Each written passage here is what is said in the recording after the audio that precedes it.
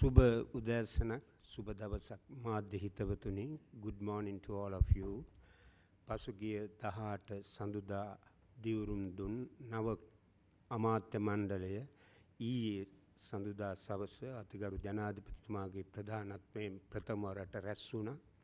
ඒ රැස්වීමේදී එළඹුණු වැදගත් තීරණ ඔබට දැනුම් දීමටයි අප දැන් සූදානම් වන්නේ. ඒ සඳහා අප සමග එකතු වී සිටිනවා නව ජනමාධ්‍ය අමාත්‍ය ආචාර්ය නාලක ගොඩහේවා මැතිතුමා, අධ්‍යාපන සහ වැවිලි අමාත්‍ය වෛද්‍ය රමේෂ් පතිරණ ඇමතිතුමා. අපි කලින් නිවේදනය කළ පරිදි අද මේ මොහොතට සහභාගී වෙන්නට බලශක්ති සහ විදුලි බල අමාත්‍ය කංචන විජේසේකර මැතිතුමාට ලැබෙන්නේ නැහැ. හදිසි රැස්වීමකට මහ බැංකුවේ පැවැත්වෙන සහභාගී වන බැවින්. ගරු ඇමතිවරුනි, දැන් ඔබට අවස්ථාව. සුබ උදෑසනක්.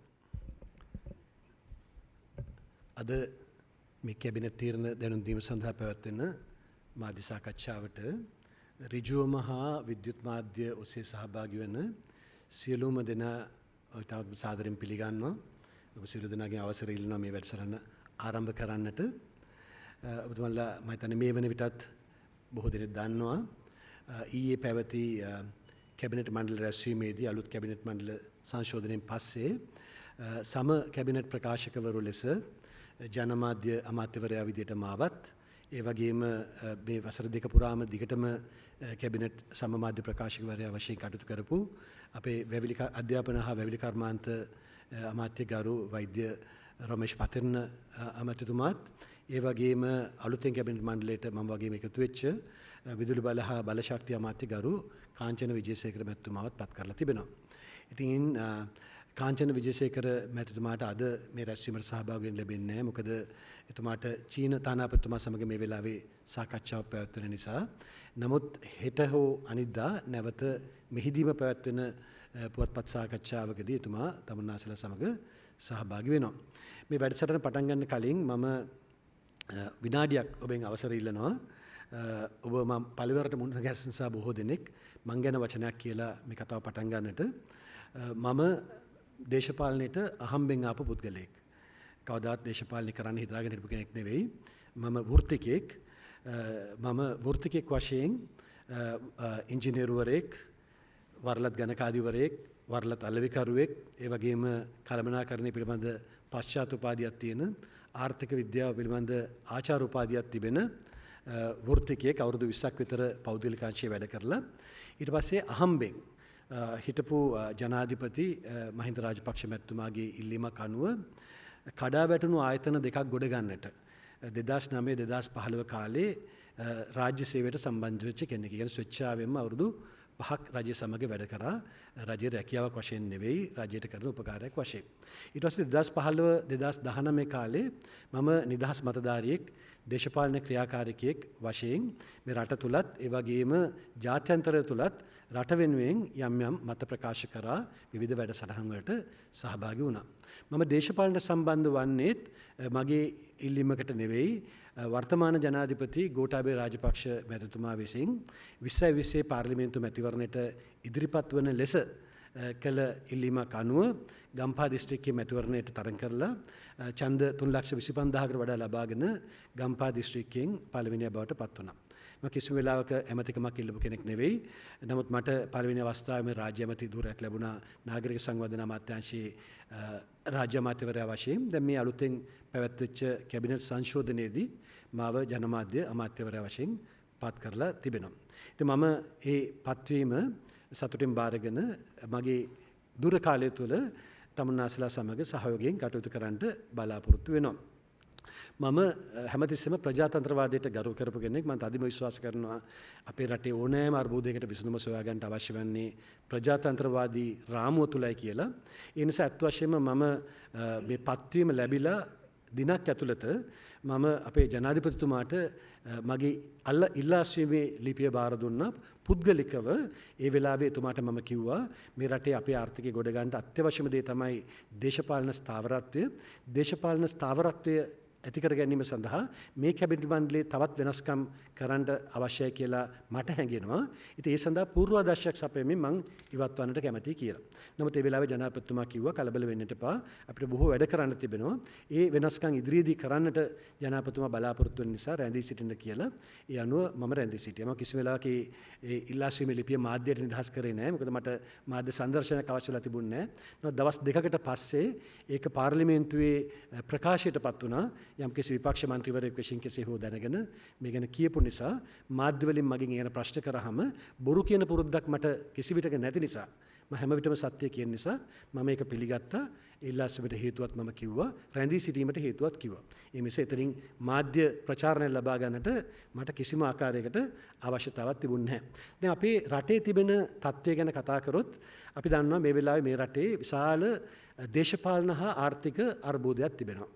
අපි ඉතිහාසයේ පුරා මේ රටේ නිදහස ලැබපු දා ඉඳන්ම විවිධාකාර දේශපාලන අර්බුද වලට මුහුණ දීපු රටක්. මම හිතන්නේ සෑම රජයක්ම වගේ බරපතල දේශපාලන අර්බුද වලට මුහුණ දීලා තිබෙනවා. ඒ වගේම ආර්ථික අර්බුද, ආහාර අර්බුද, ත්‍රස්තවාදය, වසංගත, සුනාමි මේ එකින් නොකී සෑම ආකාරයකම ගැටලු වලට අපි මුහුණ දීලා තිබෙනවා. ඒ නිසා අද වර්තමානයේ දිහා බලලා කවුරු හිතුවත් මේක මේ පෙර නොතිබුණු ආකාරයේ දේශපාලන අර්බුදයක් කියලා සමහරට ඒක නිවැරදි නොවෙන්නට පුළුවන්. මොකද ඒ කාලයේ ඒ විශාල දේශපාලන අර්බුදයක් තිබිලා තිබෙනවා. විශාල බරපතල දේශපාලන අර්බුද.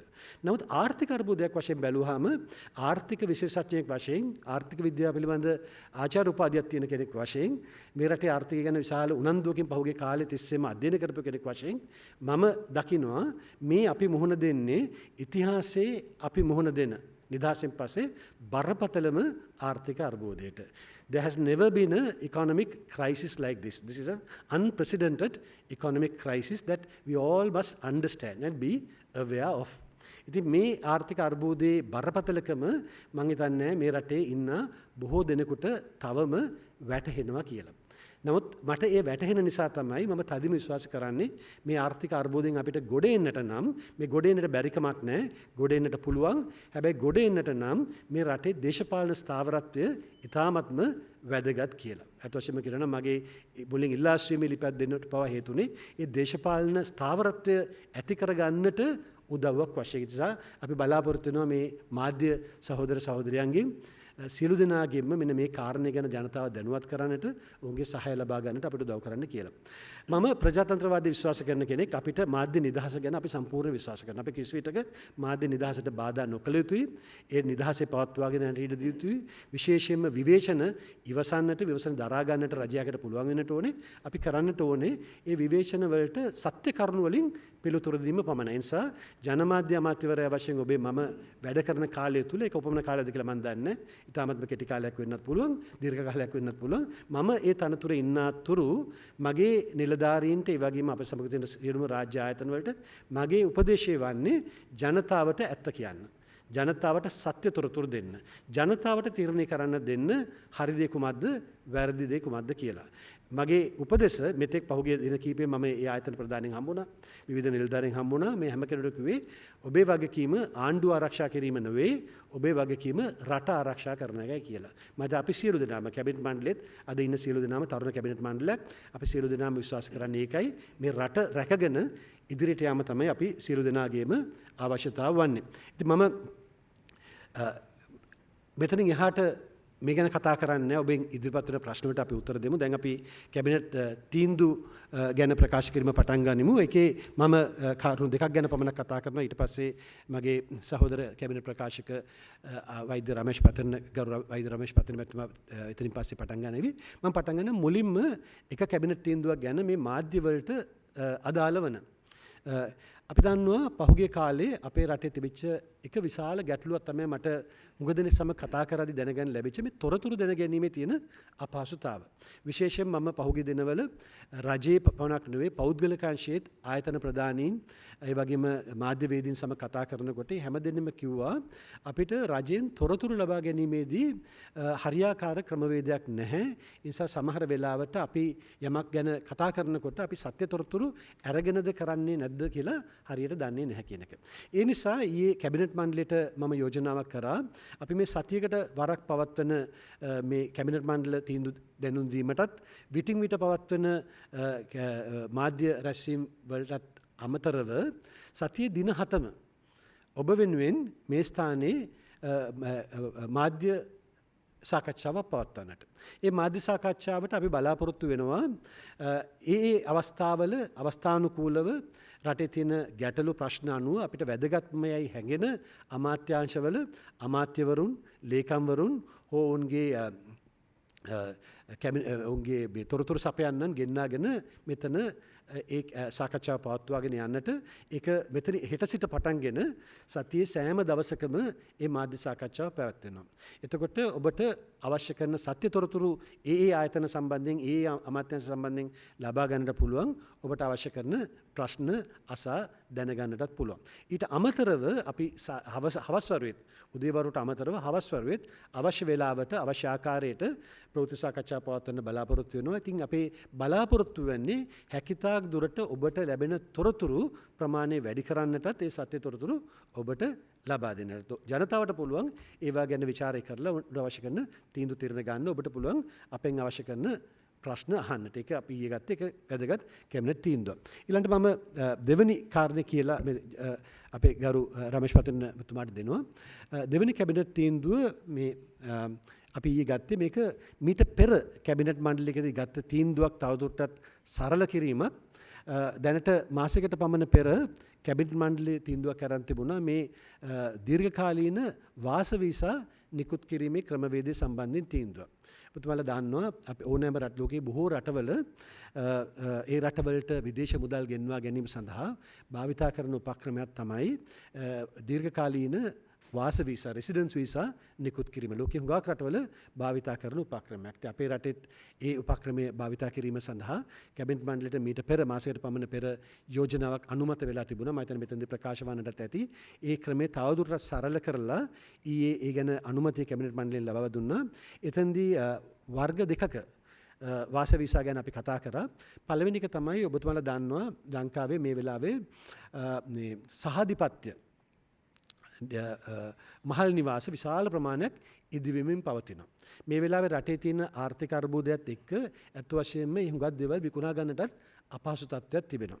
අපේ රටේ ආර්ථිකයට තාමත්ම සක්‍රියව දායක වන ක්ෂේත්‍රයක් වන කන්ස්ට්‍රක්ෂන් ඉන්ඩස්ට්‍රි එක. ඒ නිසා ඉදිකිරීමේ කර්මාන්තයට ඒවා විකුණා ගන්නට බැරි වුණොත් ඒක තවදුරටත් මේ ආර්ථික අර්බුදය තීව්‍ර කරන්නට හේතුවක් වන්නට පුළුවන්. ඒ නිසා මේ මහල් නිවාස සඳහා විදේශ මුදල් විදේශ ආයෝජන ඇද ගැනීම සඳහා අද ඊයේ කැබිනට් මණ්ඩලයෙන් තීන්දුව කරා ඇමරිකානු ඩොලර් 75000 සිට ඉහළට 1,50,000 2,00,000 දක්වා කොටස් 3කට කඩලා ඒ සහාධිපත්‍ය නිවාස මිලදී ගන්නා විදේශිකයන් සඳහා වසර 5 සිට 10 දක්වා දීර්ඝකාලීන වීසා නිකුත් කිරීමට. ඒක පළවෙනි තීන්දුව. දෙවෙනි එක තමයි අපිට යම්කිසි විදේශිකයෙකුට ලංකාවට ඇවිල්ලා ලංකාවේ ඇමරිකානු ඩොලර් ලක්ෂයක් තැන්පත් කරන්න පුළුවන් නම් ඒ තැන්පත් කරන අයටත් අවුරුදු 10ක වාස වීසා ලබා දෙන්නට ඊයේ කැබිනට් මණ්ඩලයේදී තීන්දුව කරා. මම හිතනවා මේකත් මේ වෙලාවේ අපේ රටේ තියෙන විශාල ඩොලර් අර්බුදයටත් යම්කිසි ආකාරයක සහනයක් වේවිය කියලා. ඉතින් මම දැන් බාර දෙනවා මගේ සහෝදර කැබිනට් සමස් ප්‍රකාශක ගරු වෛද්‍ය රමේෂ් පතන මැතිතුමාට ඉතුරු ටික කරගෙන යන්නට කියලා. සුබ උදෑසනක් වේවා ඔබ සියලු දෙනාටම. අද කැබිනට් තීන්දුව දැනුම් දීමේ මාධ්‍ය සාකච්ඡාවට අපත් සමග සම්බන්ධ වී සිටින වර්තමාන නව ජනමාධ්‍ය කටයුතු පිළිබඳ ගරු අමාත්‍ය ආචාර්ය නාලක ගොඩහේවා මැතිතුමන් ගෙනුත් රාජ්‍ය ප්‍රවෘත්ති අධ්‍යක්ෂ ජෙනරාල් ආචාර්ය මොහන් සමරනායක මැතිතුමා ඇතුළු මාධ්‍යවේදි හිතවත් ඔබ සියලු දෙනාගේ අවසරයි. ඒ වගේම මම ප්‍රථමයෙන්ම සුබ ප්‍රාර්ථනා කරනවා අපේ නව ජනමාධ්‍ය අමාත්‍ය ආචාර්ය නාලක ගොඩහේවා මැතිතුමන්ට එතුමන්ගේ කටයුතු සාර්ථකව කරගෙන යාමට අවශ්‍ය ශක්තිය ධෛර්ය වාසනාව ලැබේවා කියන කාරණය. එතුමන් විසින් දරුම් දුන් කැබිනට් තීන්දුවට අමතරව ඊයේ කැබිනට් මණ්ඩල රැස්වීමේදී ලබාගත් තවත් තීන්දුව කිහිපයක් පිළිබඳව ඔබතුමාලා දැනුවත් කිරීමට කැමැතියි. එහිදී විශේෂයෙන්ම දැනට ශ්‍රී ලංකාවේ පවතින ආර්ථික සමාජීය තත්ත්වය අනුව නිරන්තරයෙන් සාකච්ඡාවට බඳුන්වන කරුණක් හැටියට වර්තමාන ආණ්ඩු ක්‍රම ව්‍යවස්ථාවට අවශ්‍ය සංශෝධන ඉදිරිපත් කිරීම පිළිබඳව යෝජනාවක් ගරු අග්‍රාමාත්‍ය මහින්ද රාජපක්ෂ මැතිතුමන් විසින් කැබිනට් මණ්ඩලයට ඉදිරිපත් කරා. එහිදී 19 වන සහ 20 වන ආණ්ඩු ක්‍රම ව්‍යවස්ථා සංශෝධනයන් පදනම් කරගෙන වඩාත් සුදුසු 21 වන ව්‍යවස්ථා සංශෝධන 50 කෙටුම්පතක් සකස් කිරීම පිණිස කැබිනට් මණ්ඩලය ඊයේ අවසර ලබා දීලා තිබෙනවා. එහිදී රට තුළ වර්තමානයේ පවතින ආර්ථික සමාජ අර්බුදයට විසඳුම් සෙවීම සඳහා දේශපාලන ආර්ථික සහ සමාජීය ස්ථාවරත්වයක් ඇති කිරීම පිණිස ආණ්ඩු ක්‍රම ව්‍යවස්ථාවට සුදුසු සංශෝධන හඳුන්වා දීමට යෝග්‍ය බව දේශපාලන වෘත්තීය හා සමාජ විවිධ ස්තර නියෝජනය කරන පාර්ශ්ව රැසක් විසින් දැනටමත් අවධාරණය කළා තිබෙනවා. මෙම තත්ත්වයන් සැලකිල්ලටගෙන අග්‍රාමාත්‍යතුමන් විසින් ඉදිරිපත් කරන ලද යෝජනාවේ පහත කරුණු දෙක පිළිබඳව අවධානය යොමු කිරීමට කැබිනට් මණ්ඩලය ඊයේ තීන්දුව කරා. එහිදී 19 වන සහ 20 වන ආණ්ඩු ක්‍රම ව්‍යවස්ථා සංශෝධනයේ සාධනීය කරුණු පදනම් කරගෙන ප්‍රජාතන්ත්‍රවාදී තවදුරටත් ශක්තිමත් කරමින් පාර්ලිමේන්තුවේ වැඩි බලතල පැවැරෙන අයුරින් 21 වන ආණ්ඩු ක්‍රම ව්‍යවස්ථා සංශෝධනය හඳුන්වා දීම පිණිස මූලික 50 කෙටුම්පතක් සකස් කරමින් නීති කෙටුම්පත් සම්පාදකට අවශ්‍ය මඟ පෙන්වීම ලබා දීම පිණිස අමාත්‍ය මණ්ඩල අනු කමිටුවක් පත් කිරීම පළවෙනි කාරණය. දෙවැනි කාරණය හැටියට ඉහත සකස් කරනු ලබන මූලික 50 කෙටුම්පත දැනටමත් පාර්ලිමේන්තුවේ ඉදිරිපත් වී ඇති ආණ්ඩු ක්‍රම ව්‍යවස්ථා සංශෝධන යෝජනා කෙටුම්පත් සමග සාකච්ඡා කර පොදු එකඟතාවයක් සහිත කෙටුම්පතක් සකස් කර පාර්ලිමේන්තු තේරීම් කාර්ය සභාව පත් කොට පාර්ලිමේන්තුවේ ඉදිරිපත් කිරීමට අග්‍රාමාත්‍යතුමාට බලය පැවරීම කියන කරුණු දෙක. එහිදී ඔබතුමන් දැනටමත් දන්නා පරිදි පෞද්ගලික මන්ත්‍රී යෝජනා දෙකක් දැනටමත් ඉදිරිපත් වෙලා තිබෙනවා 21 වන ආණ්ඩු ක්‍රම ව්‍යවස්ථා සංශෝධනය වෙනුවෙන්. එම කරුණුත් සැලකිල්ලට අරගෙන රාජ්‍ය මගින් ඉදිරිපත් කරන ලබන පනත් කෙටුම්පත සමග සමපාත වන ලෙස මේ රටේ ජනතාවගේ සහ විවිධ අංශයන්හි ඉල්ලීම් වලට ඇහුම්කන් දෙමින් වඩාත් ප්‍රජාතන්ත්‍රවාදී වූ සහ විශේෂයෙන්ම පාර්ලිමේන්තුවට බලය පැවරෙන සහ බලකේන්ද්‍ර දෙකක් නැවත නිර්මාණය නොවන ආකාරයේ සමතුලනයක් ඇතිවන ලෙස අවශ්‍ය එම 50 කෙටුම්පත් සංශෝධන යෝජනාව ඉදිරිපත් කරන්නට කැබිනට් මණ්ඩලය තීන්දුව කරා. එහිදී එම ඉදිරි කටයුතු ඉතාම කඩිනමින් නුදුරු කාලයේදී සිදුවනු ඇති. එම යෝජනාවට අමතරව තවත් යෝජනා දෙකක් පිළිබඳව ඔබතුමාලා දැනුවත් කිරීමට කැමැති. එහිදී විශේෂයෙන්ම විවිධ පාර්ශ්වයන් විසින් ඉදිරිපත් කරන ලබන විදේශ විනිමය සහ බලශක්ති සැපයීම පිළිබඳ මූල්‍ය යෝජනා ඇගීම් පිණිස යාන්ත්‍රණයක් ස්ථාපනය කිරීම.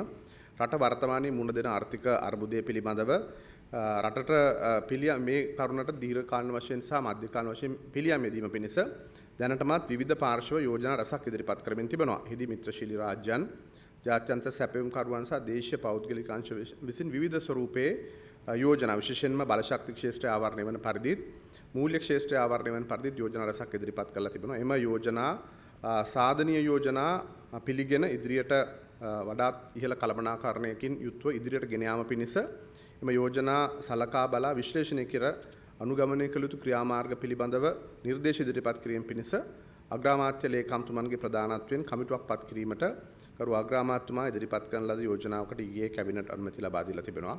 වර්තමානයේදී ඔබ සියලු දෙනා දන්නවා මෙවැනි අර්බුදකාරී මොහොතේදී විසඳුම් යෝජනා හැටියටත් විවිධ මූල්‍ය යෝජනා හැටියටත් යෝජනා රාශියක් විවිධ පාර්ශ්වයන් ඉදිරිපත් වන එම සමහරක් යෝජනා තරම් සාධනීය වන නෙවෙයි සාධනීය යෝජනා රසක් තිබුණා. ඒ නිසා අමාත්‍ය මණ්ඩල අනු කමිටුවක් පත් කරලා තිබෙනවා. අග්‍රාමාත්‍ය ලේකම් අනුර දිසානායක මැතිතුමාගේ ප්‍රධානත්වයෙන් අමාත්‍යාංශ ලේකම්වරු 4 දෙනෙකුගේ සහභාගීත්වයෙන් ඔවුන් අදාළ යෝජනා විශ්ලේෂණය කිරීමෙන් පසුව අදාළ යෝජනාහි ශක්්‍යතාවය පරීක්ෂා කිරීමෙන් පසුව ඉදිරියට කටයුතු කරගෙන යාමට අවශ්‍ය බලය එම කමිටුවට පවරලා දීලා තිබෙනවා.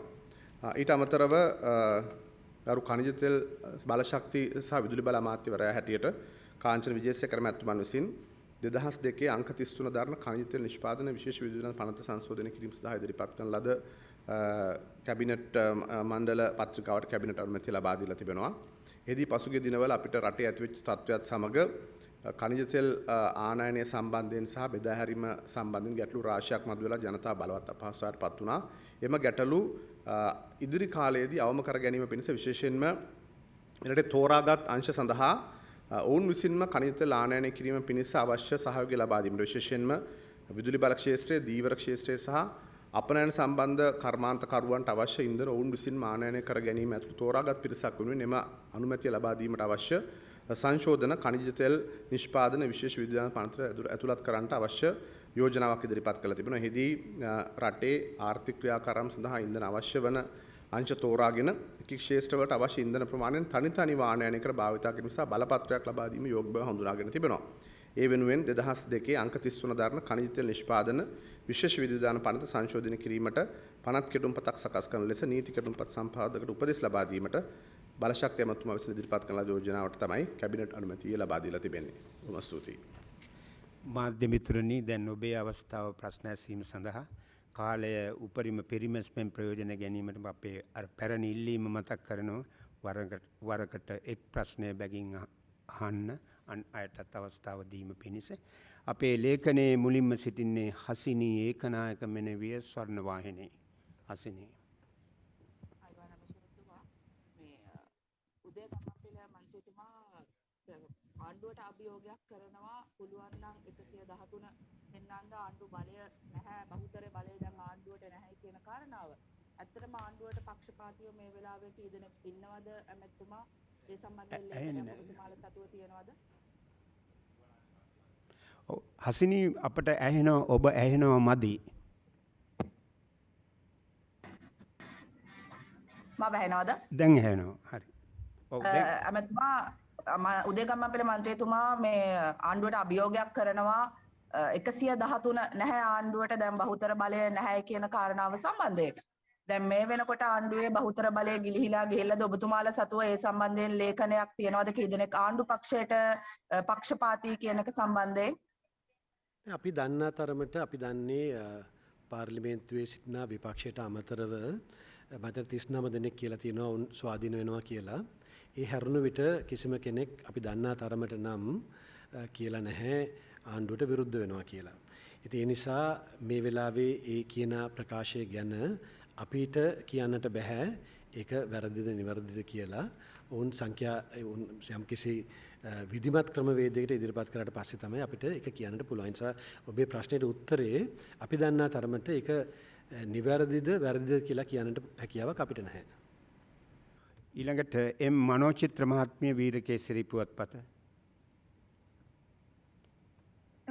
ඇමතුමා මෙරට චීන තානාධිපතිතුමා කියලා තියෙනවා ශ්‍රී ලංකාව IMF සමග පැවති සාකච්ඡාව චීනයෙන් අපිට ලැබෙන උදව්වට ඒක බලපානවා කියලා. මේ ගැන රජයේ ස්ථාවරය මොකද්ද? ඊට පස්සේ ජනාධිපතිතුමායි අගමැතිතුමායි ඉල්ලා මේ දොරෙන් ඉවත් වෙන්න ඕනි කියලා තමයි දැන් හැමෝම අහන්නේ. එතකොට එතුමාලගේ ප්‍රධානත්වයෙන් ඔබතුමාලා දැන් අලුත් කැබිනට් එකට පත් වෙලා තියෙනවා. ඔබතුමාලා මොකද්ද මේ බලාපොරොත්තු වෙන්නේ? මේ ජනතාව ප්‍රතික්ෂේප කරනවානේ ජනාධිපතිතුමා අගමැතිතුමා. ඒක ඔබතුමාලවත් ඒගොල්ලෝ පිළිගන්නේ නැහැ. ඒක ඔබතුමාලගේ වැඩපිළිවෙල මොකද්ද? මොකද්ද කරන්න හදන්නේ? බොහොම දීර්ඝ ප්‍රශ්නයක්. මම පළවෙනි ප්‍රශ්නෙට උත්තර දීලා ඉන්නම්. ඔබ ඇහුවේ චීනයේ ස්ථාවරය ගැන. ඔබ දන්නවා මේ වෙලාවේ රටේ තියෙන විශාල ආර්ථික අර්බුදයත් එක්ක අපිට ඇමරිකානු ඩොලර් බිලියන 4ක 5ක අවශ්‍යතාවක් තිබෙනවා හදිසි මුදල් අවශ්‍යතාවන් සපුරා ගැනීම සඳහා. ඒ සඳහා තමයි අලිසාලි ප්‍රී අලුත් මුදල් ලැබතුමා ගිහිල්ලා IMF ආයතනයත් සමග සාකච්ඡා කරේ. ඒතෙන්දී එකක් අපි IMF එකෙන් බලාපොරොත්තු වන ආධාර වලට අමතරව මේ රටේ දැනට තියෙන විදේශ සංචිත ඌනතාව නිසා දැනට තිබෙන ණය ප්‍රතිව්‍යුහගත කිරීමේ අවශ්‍යතාවකුත් තිබෙනවා. අපි දැනටම දැනුම් දීලා තියෙනවා අපේ ණය හිමියන්ට අපිට ණය ගෙවීමේ හැකියාවක් නැහැ කියලා. ඒ ණය ප්‍රතිව්‍යුහගත කිරීම ගැන කතා කරන විට අපි දන්නවා අපිට ණය දෙන කඳවුරු කීපයක් තිබෙනවා. එකක් තමයි බටහිර, ඒක අනිත් චීනය වගේ රටවල්.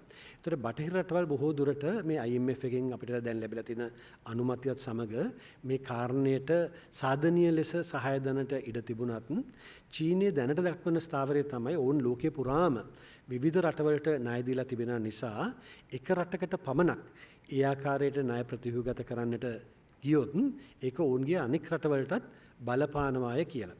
ඒ නිසා ඔවුන් ඒ වෙනුවට යෝජනා කරලා තිබෙනවා ණය ප්‍රතිව්‍යුහගත කරනවා වෙනුවට අපේ දැනට තිබෙන ණය ගෙවීම සඳහා තවත් ණයක් දෙන්නට සූදානම් කියලා. ඉතින් මේක මූලික සාකච්ඡා මට්ටමේ තිබෙන්නේ. මම හිතන්නේ මුදල් ඇමතිතුමා මේ පිළිබඳව සවිස්තරාත්මකව ඉදිරියේදී පාර්ලිමේන්තුවට කරුණු පැහැදිලි කිරීමට නියමිතයි. ඒ වන විට අපිට සත්‍ය තොරතුරු ලබා ගන්න පුළුවන්. දෙවනුව ඔබ කතා කළේ මේ රටේ තිබෙන මේ වර්තමාන දේශපාලන අර්බුදයකට ඒක එතනදී අවසාන තීන්දුව ගත යුත්තේ මම විශ්වාස කරන විදියට පාර්ලිමේන්තුව තුලයි.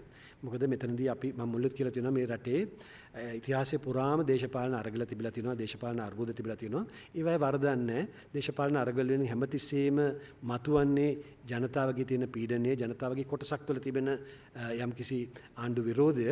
නමුත් ප්‍රජාතන්ත්‍රවාදී රටක් වශයෙන් ආසියාවේ තියෙන පැරණිතම ප්‍රජාතන්ත්‍රවාදී තිබෙන රටක් වශයෙන් මම හිතන්නේ මේ රටේ පැවැත්ම සඳහා අපිට වැදගත් වන්නේ පාර්ලිමේන්තු ප්‍රජාතන්ත්‍රවාදය ස්ථාපිත කරගෙන අපේ ව්‍යවස්ථාවට අනුකූලව ඉදිරියට යන්නේ එකයි.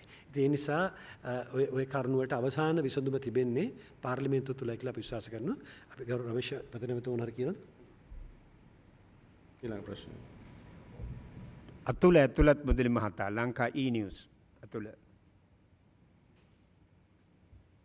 සුබ උදෑසනක් වේවා ගරු ඇමතිවරණේ. මම අතුල ඇතුළත් මුදලි ලංකා E-News. ඇමතිතුමනි දැන් අපේ එක එක්කෙනා එක එක වචන ආරම්භ කරනවා.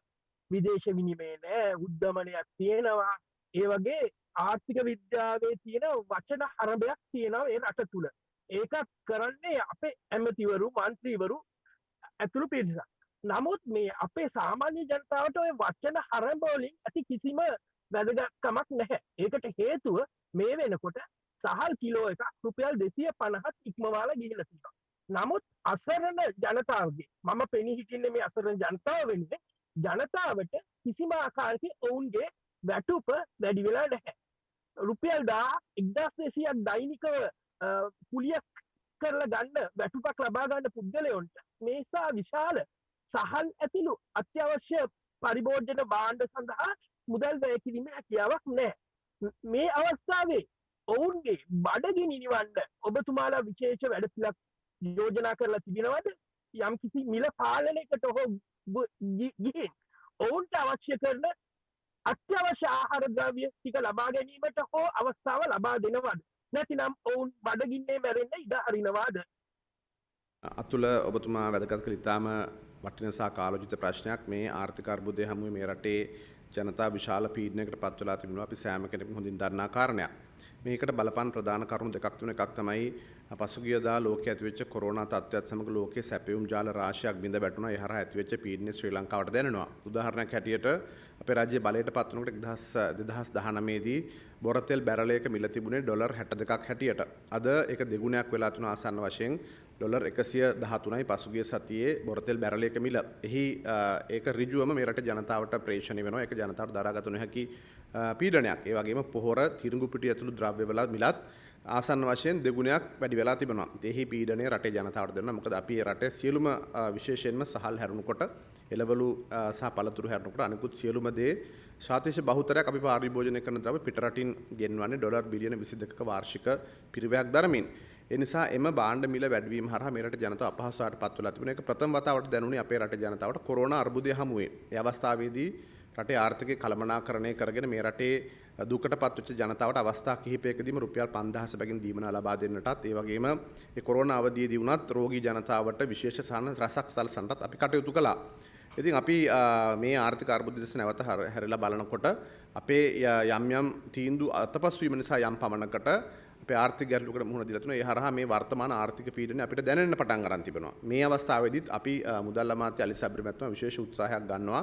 අපිට ආධාර කරන බහුපාර්ශ්වීය ආයතන සමග සාකච්ඡා කරමින් විශේෂිත මුදල් ප්‍රමාණයක් මේ ආර්ථික අර්බුදයෙන් වඩාත් පීඩාවට පත් වෙලා තිබෙන ජනතාවට සහන සලසා දීමට අවශ්‍ය ලබා ගැනීම කරන්න. ඉතින් අපි හිතනවා ඉදිරි මාස කිහිපය තුළදී අපිට විශේෂ සහනයක් මෙරටේ වඩාත් පීඩිත ජන කොටස් වලට ලබා දීමට මූල්‍යමය වශයෙන් ලබා දීමට හැකියාව ලැබෙයි කියලා අපි විශ්වාස කරනවා. ඒත් එක්කම ඔබට මතක් කරන්න අවශ්‍යයි සියලුම රජයේ සේවකින්ට අපි ඊට මාස 3කට කලින් 5000ක දීමනාවක් වැඩිපුර ලබා දුන්නා. ඉතින් ඒ සියලු කටයුතු කරන්න හැකියාව ලැබුණේ ආර්ථිකමය වශයෙන් අපි විශාල ගැටලුවකට පසුගිය 2020-21 වසරවල මුහුණ දීලා තිබෙනකොට කියන කාරණා සිහිපත් කරනවා. හැබැයි මේ අවස්ථාවේදී ජනතාව වෙනුවෙන් ලබා දෙන්න පුළුවන් උපරිම සහන ලබා දෙන්නට විශේෂ මැදිහත් වීමක් මුදල් අමාත්‍ය අලි සබ්රි මැතිතුමා අදාළ නිලධාරීන් සමග කරගෙන යනවා.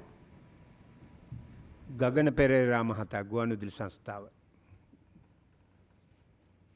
ගරු අමාත්‍යවරණය මම විශේෂයෙන් ඔබතුමාලාගෙන් අහන්න කැමතියි රටේ වෙන දේවල් සම්බන්ධයෙන් රටේ ප්‍රශ්න තියෙනවා ඒක ඔබතුමාලාත් පිළිගන්නවා මිනිස්සුත් ඒ සම්බන්ධයෙන් කතා කරනවා මහ ජනතාව නියෝජනය කරමින් කෙසේ වුවත් රටේ සිදුවන විවිධ සිදුවීම් සම්බන්ධයෙන් ජාත්‍යන්තර මාධ්‍යවලට රටේ බහුතර මාධ්‍යයක් සහ විශේෂම යම් මාධ්‍ය ආයතන කිහිපයක් කටයුතු කරන ආකාරයේ ජාත්‍යන්තරයට වැරදි අවබෝධයක් යනවා විශේෂයෙන් මම ඔබතුමාට උදාහරණයක් ගැන කතා කරන්න උගන්ඩාවට අර යවපු එම විශේෂ බහලුම් සම්බන්ධයෙන් කතා කරනකොට ඒ මුදල් ලේඛකයා ලංකාවේ තමයි print කරන්නේ ඩිලාරු සමාගම විසින්. ඒ තමයි ඩොලර් රෙව්ව එක. එච්චර ඩොලර් ප්‍රමාණයක් ලංකාවේ තියෙනවනම් ලංකාව ගොඩක් පොසත්.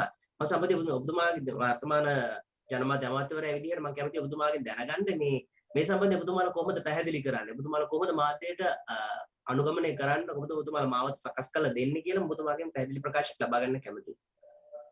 බොහොම ස්තුතියි ප්‍රශ්නයට.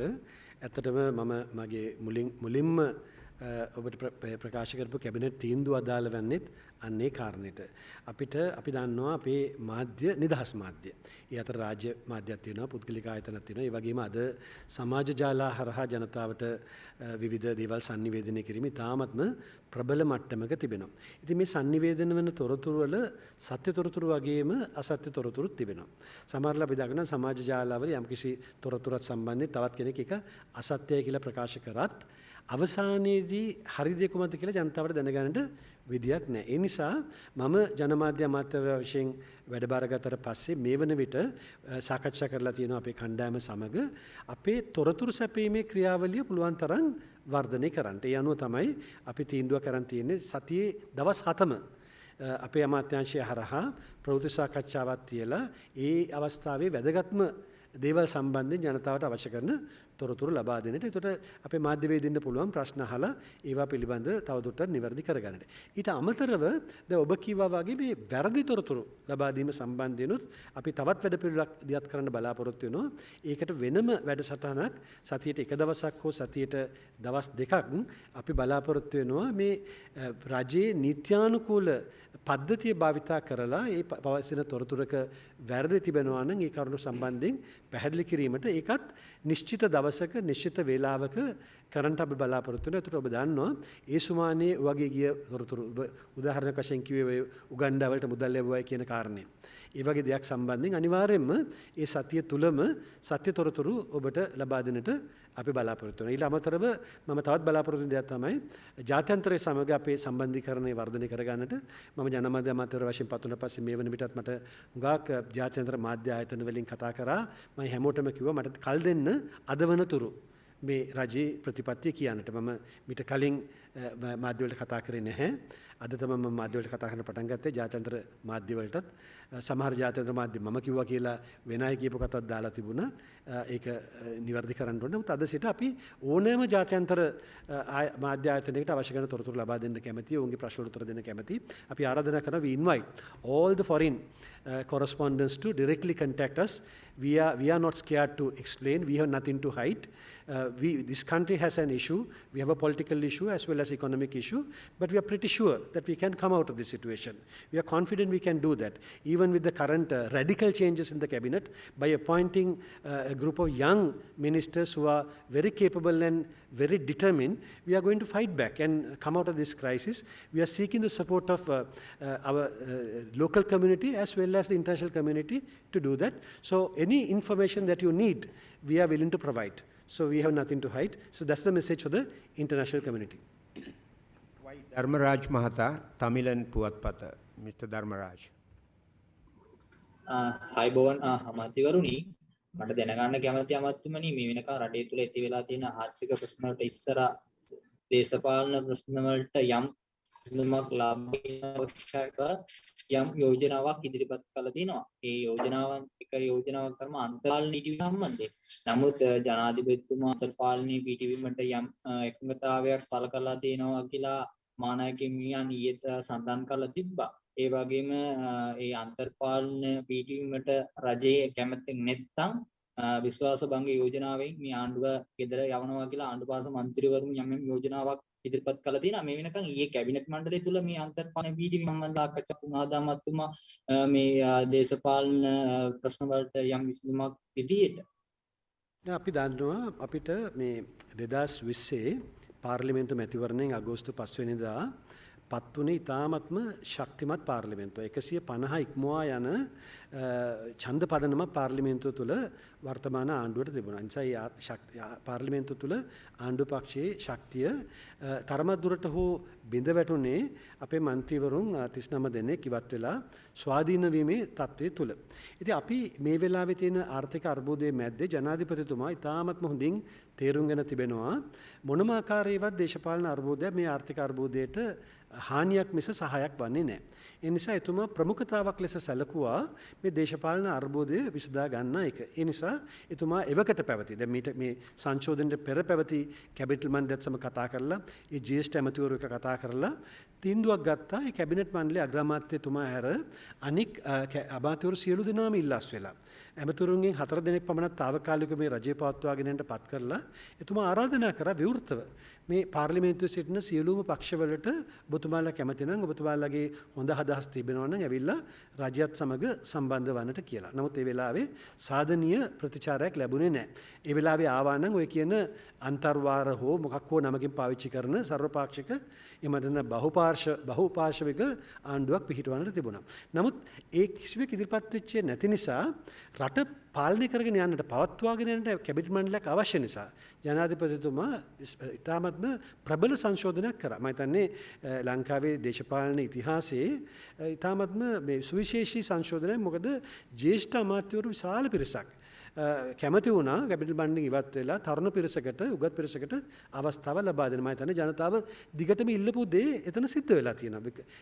This is the system change that we have been always talking about. This is the type of cabinet that people wanted. So we have president has given that.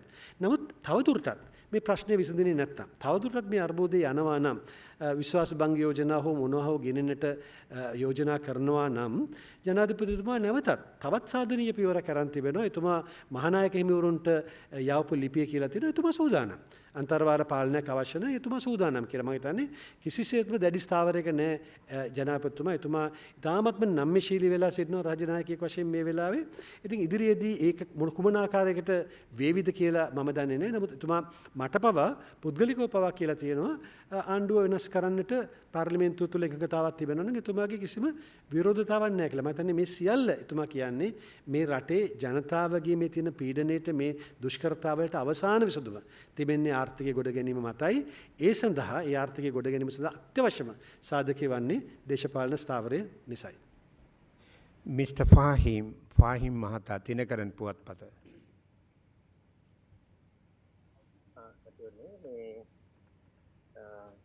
පාස්තු ප්‍රකාරයෙන් මේකයට සාධාරණයක් ඉටු කරන ලෙස පාප්පාංශයේ ඉල්ලලා තිබුණා.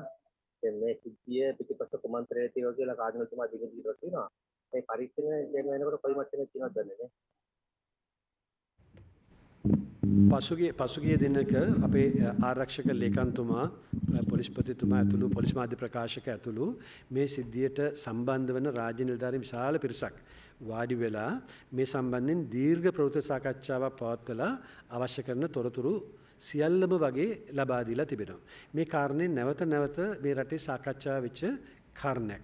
රජයක් වශයෙන් මට වගකීමෙන් කියන්න පුළුවන් මම ජනාධිපතිතුමා සමගත් පුද්ගලිකව පවා මේ සම්බන්ධයෙන් ඊයේ පෙරේදත් කතා කරපු නිසා රජයට කිසිම අවශ්‍යතාවක් නැහැ කිසිම දෙයක් වසන් කරන්න. ඒක තාමත්ම පැහැදිලි. නමුත් මේ සම්බන්ධයෙන් දුර්මත තිබෙනවා. ඒක තාමත්ම පැහැදිලි. අපේ යම්කිසි අඩුපාඩුවක් වෙලා තිබෙනවා නම් ඒ අඩුපාඩු වෙලා තිබෙන්නේ මේ කාරණේ සම්බන්ධයෙන් sannivedanaye මම හිතන රජයේ පැත්තෙන් මීට වඩා කාර්යක්ෂම සිදුවිය යුතු තිබුණා විය හැකියි.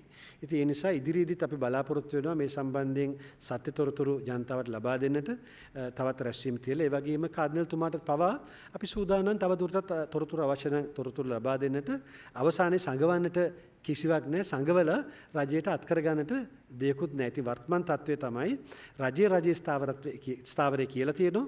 නමුත් ඒ පිළිගන්නේ නැති කොටසකුත් ඉන්නවා. ඉතින් මේ මත සියල්ල දුර්මත සියල්ල නිවැරදි කිරීම සඳහා මේ සාකච්ඡාව ඉදිරියටම යන්නට ඕනේ. Mr. Shihar Anis, Economy Next. Mr. Anis. Thank you, Mr. Mannaka. I just want to ask you now, we are talking about a crisis. This crisis did not come overnight. This was expected. This was warned throughout last 2 years, but still the government did not take proper action or proper decision to kind of prevent it. Now, the other day, new Finance Minister Ali Sabri was saying 3 officials, former central bank governor, former president secretary, and former finance secretary. They were responsible for the crisis. They did not inform even the finance minister, then finance minister. So that's why this crisis blown up. I mean, from the government point of view, what is the accountability you are going to take, to prevent a crisis in future, what are you going to do? Are you going to make accountable with officials? What are you going to do? Or are you going to just let it go and see kind of a fresh beginning?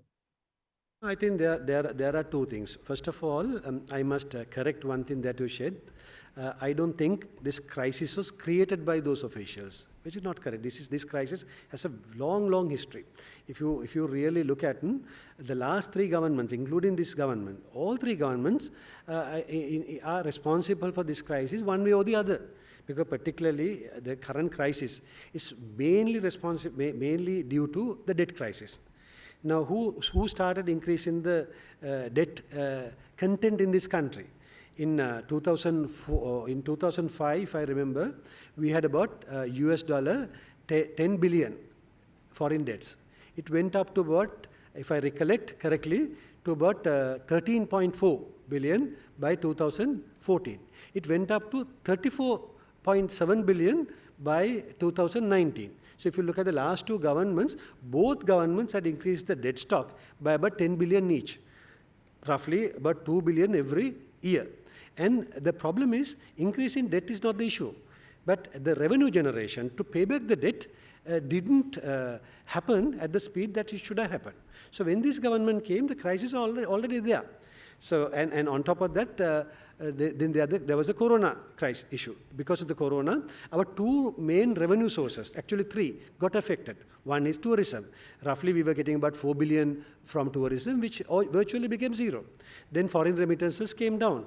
Investments came down. So the inflow got badly affected for 2 years. So that issue, plus several other issues, the only mistake, as far as I'm concerned, those officials whom you mentioned or whoever did was not taking corrective action on time. That has been very clearly explained and admitted by the Honorable Ali Sabri, the Finance Minister. So I do not have to elaborate. So fault is everywhere. The people who created the crisis, the people who couldn't prevent the crisis. So I think everybody is accountable. Finally, somebody has to take action on that. I don't know what action will be taken in future. I don't want to talk about it yet, but I also agree. Some action has to be taken. People must be accountable. But right now, the bigger issue is not going and punishing those people. Right now, the issue is how are we going to come out of this crisis? Because the entire nation is affected. If you don't do something, if you do not find solutions for that, the entire nation is going to be affected. This crisis, I'm telling you, don't think this is a one-year crisis. Now, Honorable Ali Sabri has been explaining, Governor has been explaining, Treasury Secretary has been explaining how we are seeking funds to meet today's challenge, this year's challenge. Believe me, it is not the end. Next year, it's going to come the same way. The year after is the same way. Every year from this point onwards, until 2026, we have to pay something like $5 billion debts every year. It is not going to come down. It's going to only increase. So if you don't increase our revenue sources, we are going to be in serious trouble in time to come. So I think the bigger crisis is how we are going to face this situation and come out. Then we will be, at the same time, let's talk about accountability also, because that also cannot be ignored. සම්පත් දිසානායක මහතා සිරස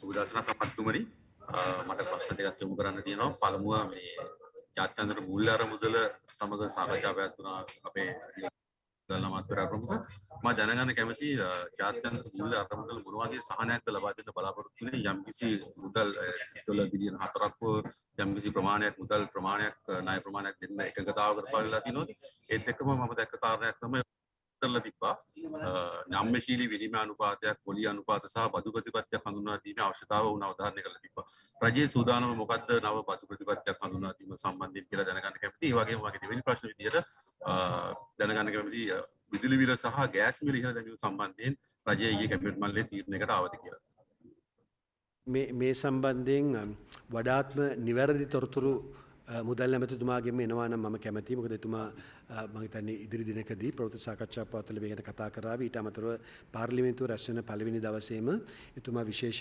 ප්‍රකාශයක් කරන්න බලාපොරොත්තු වෙනවා. ඒ නිසා ඒ සම්බන්ධ දත්තවලට සංඛ්‍යා ලේඛන වලට යන්නේ නැතුව මම සංකල්පය ගැන පමණක් ඔබට කියන්නම්. දැන් IMF ආයතනයේට අපි යාම හරහා IMF ආයතනයේ අපිට සහාය දැනට එකඟ වීම හරහා මම හිතන්නේ අපි මීට මාසකට පමණ පෙර සිටියාට වඩා හුඟක් ශක්තිමත් තත්වයක තිබෙනවා. මොකද අපිට තිබිච්ච බරපතලම ගැටලුවක් තමයි මේ අපේ ණය සම්බන්ධයෙන් කුමක්ද කරන්නේ, මේ ණය ප්‍රතිව්‍යුහගත කරන්නේ කොහොමද කියන කාරණේදී ඒ ණය හිමියන් සහ ඉදිරියේදී අපි ණය ගන්න බලාපොරොත්තු වෙන අනෙක් ආයතන හෝ රටවල් කුමන ආකාරයකට මේකට ප්‍රතිචාර දක්වයිද කියන එක. අපි IMF ආයතනයේ නොගියා නම් අපි තනිවම සිට මේ උදුරට වැටලා ණය ගෙවා ගන්න බැහැ කියලා ප්‍රකාශයක් කරා නම් මම හිතන්නේ මෙතනින් එහාට අපිට කිසිම කෙනෙක් උදව් කරන්නේ නැහැ. නමුත් වාසනාවකට වගේ අපි ප්‍රමාද වෙලා හරි ඒ වැඩපිළිවෙල පටන් ගන්න තිබිච්ච නිසා බුදල් ඇමතිතුමා සහ එතුමාගේ කණ්ඩායම ගිහිල්ලා IMF ආයතනයට කතා කරා. දැන් IMF ආයතනය කියලා තියෙනවා ලංකාවට උදව් කරන්න සූදානම් කියලා.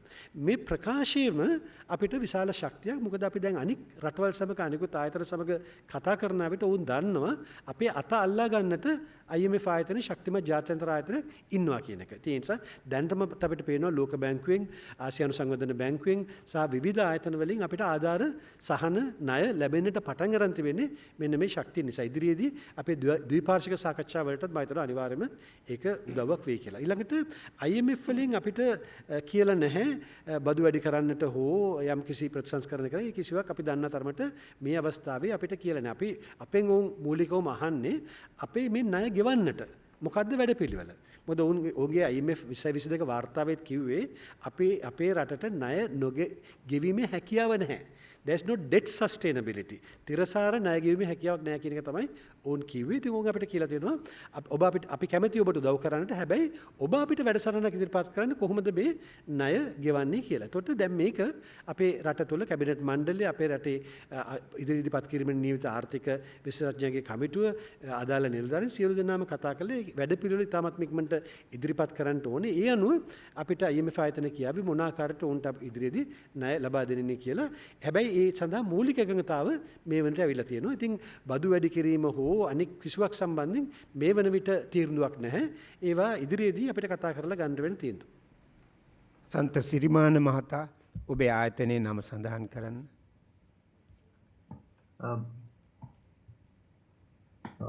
බ්ලූම්බර්ග් ආයතනය අමුතුමා අපිට පොඩ්ඩක් මේ කොන්ස්ටිටියුෂනල් රිෆෝම් ප්‍රොසෙස් එක ගැන පොඩ්ඩක් කියනවාද? ඔය පාර්ලිමේන්තු එකේ කරන්න හදන විදිහට ඒ කියන්නේ සිලෙක්ට් කමිටි එකක් මොකක්ද ඒක හරියටම ක්‍රමවේදය බලාපොරොත්තු වෙන්නේ දෙකක් තුනක් තියෙනකොට මේ ප්‍රොපෝසල් අපි දන්නවා අපේ ජනාධිපතිතුමාගේ ප්‍රතිපත්ති ප්‍රකාශය ඉදිරිපත් කරන විට ඒ වගේම පාර්ලිමේන්තු මැතිවරණයට අපි ඉදිරිපත් වෙන විට එතුමා පොරොන්දුවක් දීලා තිබුණා ව්‍යවස්ථාවේ සම්පූර්ණ වෙනස්කම සඳහා අලුත් ව්‍යවස්ථාවක් සඳහා එතුමා මේ පොරොන්දුවක් දුන්නා. ඒ අනුව ඒ සම්බන්ධයෙන් කොමිටුවක් පත් කරලා ඒ කොමිටුවේ වැඩ කටයුතු කෙරෙගෙන යනවා. ඒ කොමිටුව ඉතාමත්ම පාරදර්ශක විදියට ජනතාව සම්බන්ධ කරගෙන ජනතාවගේ මතය විමසමින් මේ කාරණේ කරන නිසා තමයි මේකට කාලයක් ගත වෙලා තිබෙන්නේ. ඒ කාරණේ කෙරීගෙන යද්දී අපි දන්නවා මෑත කාලීනව සම්පූර්ණ ව්‍යවස්ථාවේ සංශෝධනයක් ගැන නෙවෙයි යම් විශේෂිත කරුණු කීපයක් පිළිබඳ මතවාදයක් පාර්ලිමේන්තුව තුලත් එළියෙත් ගොඩනැගෙන්නට පටන් ගත්තා. ඒ අනුව මේ වන විට පාර්ලිමේන්තුවට මේ පුද්ගලික 52ක් ඉදිරිපත් වෙලා තියෙනවා.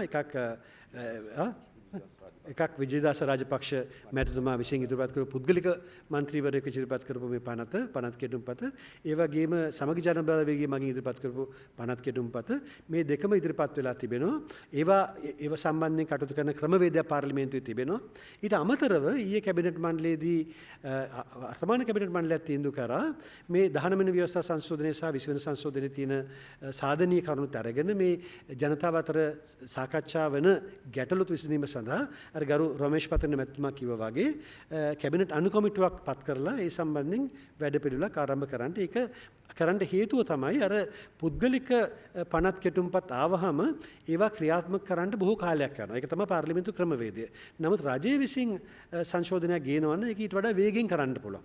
ඒ නිසා අපි තීන්දුව කරා රජය විසින්ම මේ වැඩපිළිවෙල ආරම්භ කරන්නට. ලහිරු දොළොස්වැල මහතා නිවුස් කට. Yes. The German ambassador, he has said that he was amazed after he saw how peaceful the protest movement was in Sri Lanka. He compared it to the fall of the Berlin Wall and how those protests were. And the Prime Minister has also invited the protesters who are at at the goalface to come in for a dialogue as well. But it's rather disappointing to see the police deploying barriers. But that's all right, but barriers with spikes and all that. Like in those medieval days, it's very dangerous as well. So recently, an individual also died in Abukkana, and the international media is also converging upon Sri Lanka as well. So, what measures have the government taken to ensure the safety of the protesters? Lahiru, as a government, since His Excellency the President came into power, he specifically demarcated a place for the demonstrators, actually, if you could remember. So we are a government that would protect and uphold the democratic values of this country. As Honorable Nalaka Godeva mentioned, we are the country with the longest history of democracy in the region. So the people's rights would be protected. We are very concerned about all the democratic and civic rights of the people of this country. But on the other hand, certain times, these protests, certain elements become violent. So the police certain times have to take precautionary methods to ensure that they protect the vital institutions and so the people of the country.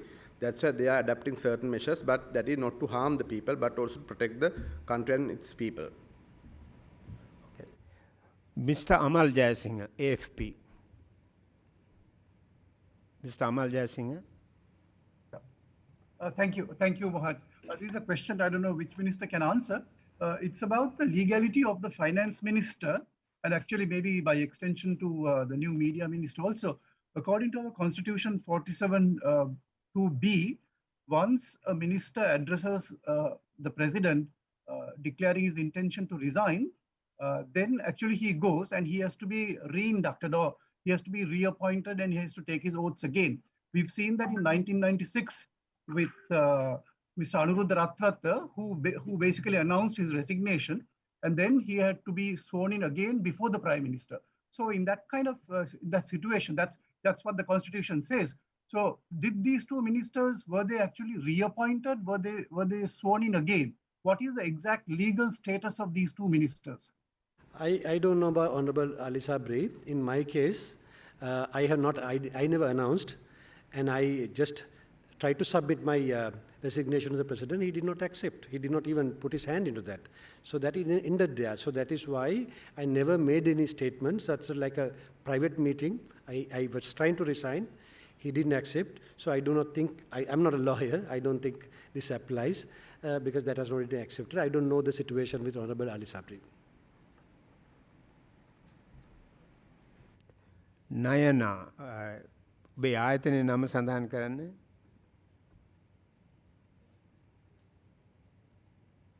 Nayana, sorry.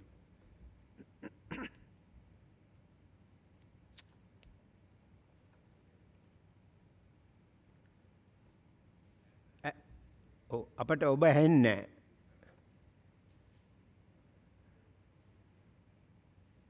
ඊළඟ එකට ඇහෙන්නේ නැහැ. මේ පොඩ්ඩක් ඇහෙන්නේ කියන්න. අපට ඔබ ඇහෙන්නේ නැහැ. ඊළඟ එකට යන්න. ඔව්. ඊළඟ අවස්ථාව ලක්ෂ්මන් කැපිටල් FM.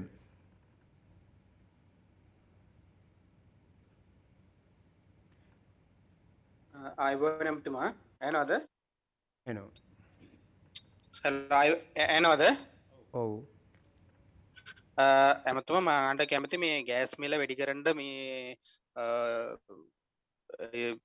යෝජනාවක් ඉදිරිපත් කරලා තියෙනවා මේ 5170 පාට වැඩි කරනවා කියලා. ඒක ගැන මේ කැබිනට් මණ්ඩලයේ තීරණයෙන් පස්සේ මේ තීරණය කරනවා කියලා තිබ්බ. ඒක ගැන මොනවද තීරණය කරන් තියනවද? දෙවෙනි එක මේ අද මේ මාසයේ සහ අනිත් මාසයට මේ පන්දා දීමනාව දෙනවා කියලා මේ හිටපු මුදල් ඇමතුමා පොරොන්දු වෙලා තිබ්බා. ඒක ගැන මේ ස්ථාවරය මොකද කියලා දැනගන්න කැමතියි. මේ සම්බන්ධයෙන් ලක්ෂන් ලිට්‍රෝ ගෑස් සමාගම දැනටමත් ඉල්ලීමක් කරලා තිබෙනවා ඔවුන්ගේ පිරිවැය විකුණුම් මිල සහ මිලදී ගැනීම මිල ඇතුළු කරුණු කාරණා සැලකිලිට ලබාගෙන ආයතනයේ මූල්‍ය ස්ථායීතාවය පවත්වාගෙන යාම වෙනුවෙන් මිල වැඩි කිරීමක් කරන්න කියලා ඔවුන් ඉල්ලීමක් කළා තුන. හැබැයි දැනට එම මිල වැඩිවීම ලබා දීලා නැහැ. අද දිනය තුලදී එහා සම්බන්ධ වාර්තා පරිශීලනය කිරීමෙන් පසුව සහ ආනයන වියදම් සලකා බැලීමෙන් පසුව තීන්දුවක් ගැනීම ඇති. ඒ සම්බන්ධයෙන් ලිට්‍රෝ ගෑස් සමාගම ජනතාව දැනුවත් කිරීමට කටයුතු කරයි.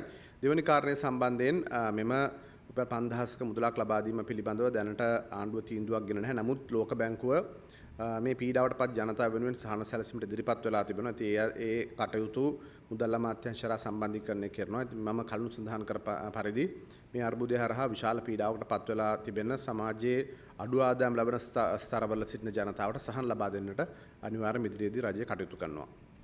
දැන් අවස්ථාව මෙහි පැමිණ සිටින මාධ්‍යවේදීන් කවරෙකුට ප්‍රශ්න ඇසීමට නම සඳහන් කරන්න ආයතනයත් සමග. I think I must introduce myself. I'm Santun Jayasek from the Daily Mirror. We have not met.